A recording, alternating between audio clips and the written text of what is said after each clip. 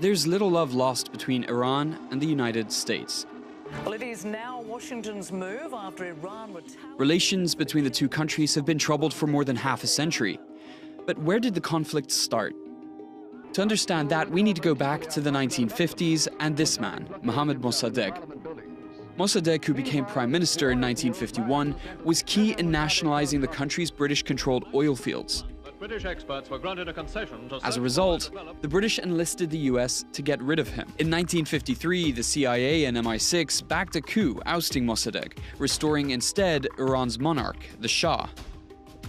But the Shah became unpopular at home for his lavish spending, ostentatious lifestyle, and the torture of dissidents. That all changed in 1979. The Islamic Revolution ushered in change, forcing the Shah to flee the country. The high-ranking Shia religious leader Ayatollah Khomeini returned from exile in February to become Iran's supreme leader. Later that year, amid death to America chants, Iranian students stormed the US embassy in Tehran, taking 90 people hostage, including 66 Americans. Ultimately, all the hostages were released in a siege lasting 444 days. But the damage was done. The US designated Iran a state sponsor of terrorism 3 years later. In the 1980s, Iran and Iraq became embroiled in a war. The US was officially neutral, but in a bid to contain Iran, started backing Iraq and its leader Saddam Hussein. The move put the US and Iran even further at odds. The tension ratcheted up toward the end of the Iran-Iraq War. In 1988, the US shot down an Iranian passenger plane over Iranian territorial waters when it mistakenly identified it as a fighter jet. It killed all 290 people on board. When Iraq invaded Kuwait in 1990, the US and Iran suddenly shared Saddam Hussein as a common enemy. Although it did little to improve relations, US sanctions against Iran accelerated under the Clinton administration.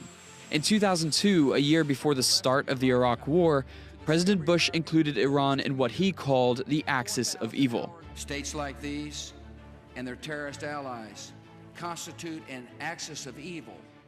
Due to concerns Tehran was trying to develop nuclear weapons to threaten the US.